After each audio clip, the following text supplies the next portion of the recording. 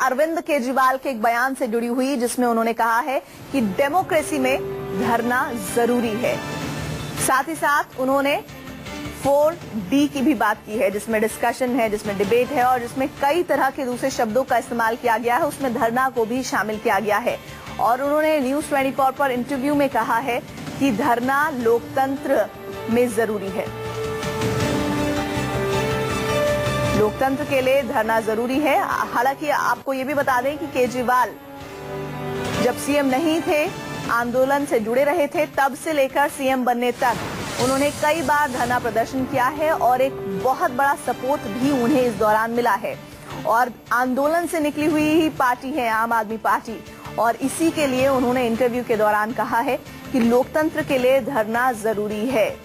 News 24 पर interview में केजरीवाल ने बात कही है, डेमोक्रेसी के लिए धरना जरूरी है।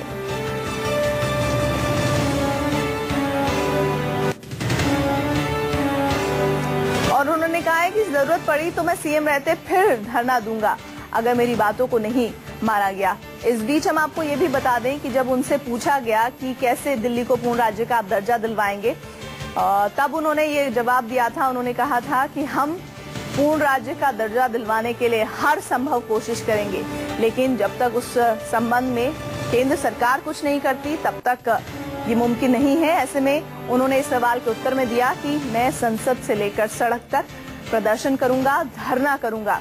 और उसी धरने के संबंध में उन्होंने कहा कि जरूरत पड़ी तो मैं सीएम बनने पर धरना भी दूंगा। लोकतंत्र के लिए धरना जरूरी है, केजरीवाल ने कहा है।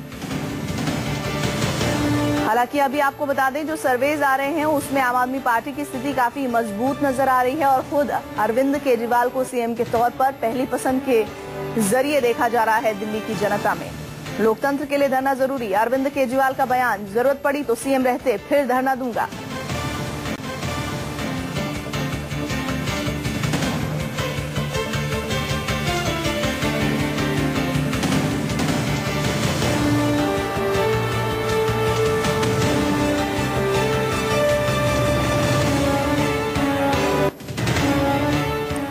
और चुनाव के आखिरी राउंड में ज्यादातर एजेंसियों के सर्वे में बीजेपी पीछे और केजरीवाल आगे नजर आ रहे हैं। यही वजह है कि आज दिल्ली की रैली में प्रधानमंत्री नरेंद्र मोदी को कहना पड़ा कि सर्वे गलत साबित होंगे। तो केजरीवाल सर्वे के नतीजों को देखकर गदगद हैं। बड़े विश्वास के साथ सीना तान करके कुछ बाजारू लोग सर्वे घोषित करते थे, सर्वे, और 50 सीटें दे दी थी। पिछले बार का जब अखबार वगैरह निकलिए मिल जाएगा सारा, 50 सीटें घोषित कर दी थी।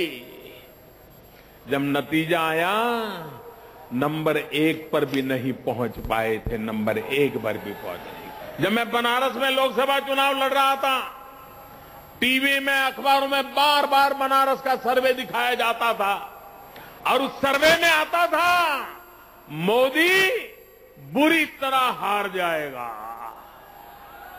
किसी ने तो कह दिया था 3 लाख वोट से हार जाएगा। ये कौन उनके लोग हैं पता नहीं जी। और अब तो इन टीवी चैनल वालों ने भी कहना चालू कर दिया जी आम आदमी पार्टी की सरकार बन रही है, तो इसका मतलब तो बन ही रही है। पिछले साल ये सारे टीवी चैनल वाले कहा करते थे, बोले 2 सीट आएगी, 4 सीट आएगी, तब आम आदमी पार्टी की 28 सीट आई थी।